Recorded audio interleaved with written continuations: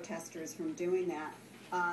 But again, I mean, because they already targeted this guy's house. I mean, just so viewers know, they already went to this developer's house on December 16th and did this to him then. The police maintained order. There weren't any major incidents. But I mean, how many of these is this man going to have to go through?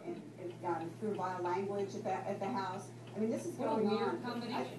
I think, yeah, exactly. And it was covered by the press. Again, once as just out of work employees singing Christmas carols.